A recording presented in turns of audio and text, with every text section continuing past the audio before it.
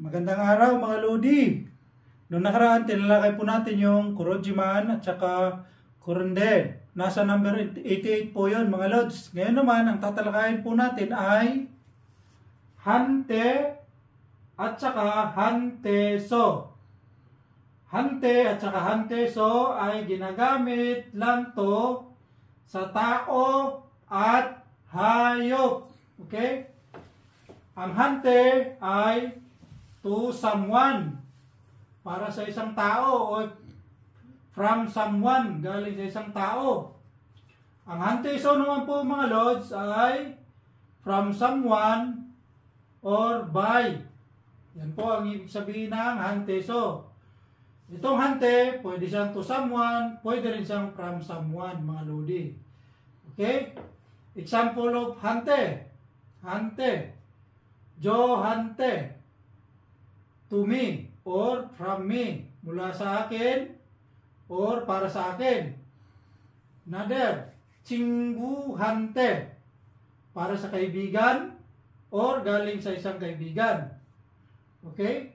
Another, nuguhante, to whom, from whom, para kanino or mula kanino. Okay? Ngayon, example lang po tayo ng hanteso. Hanteso. Jo hanteso. From me lang po siya mga Lodi. Mula sa akin or galing sa akin. Okay? Another example. Chinggu hanteso. From a friend. Galing sa isang kaibigan. Okay? Nugu hanteso. From whom? Mula kanino. Po. Sample sentences of hante tayo mga Lodi. Number 1. Jo hante email pone soyo. Did you email me? Nag-email ka ba sa akin? Okay. In Korean, jo hante email pone soyo. Nag-email ka po ba sa akin? Yan. Example number 2. 누구 한테 들었어요? Who did you hear it from? Mula kanino nyo po narinig? In Korean, 누구한테 들었어요? Okay? Sample sentences of hanteso naman po tayo mga Lodi. Number 1. 저는 친구한테서 선물을 받았어요.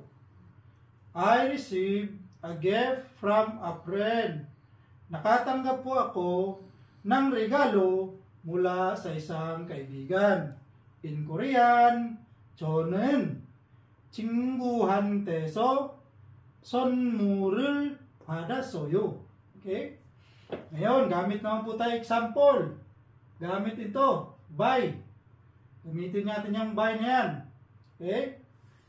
And example number 2. 저는 아빠한테서 맞았어요.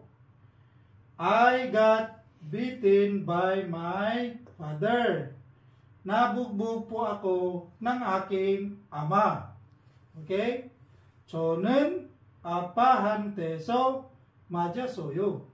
Nabugbog po ako ng aking ama. Okay? Example number 3. Gamit rin tayo ng by. Okay? metwi지한테서 물렸어요.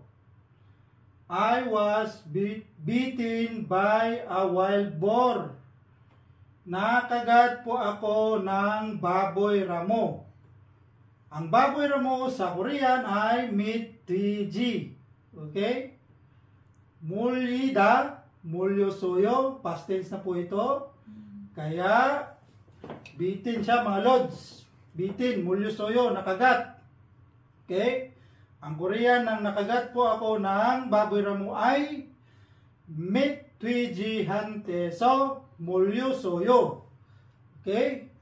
Ngayon naman, halimbawa, nakagat po kayo ng lamok. Okay, lamok. 모기한테서 물렸어요. Yan po, nakagat po ako ng lamok.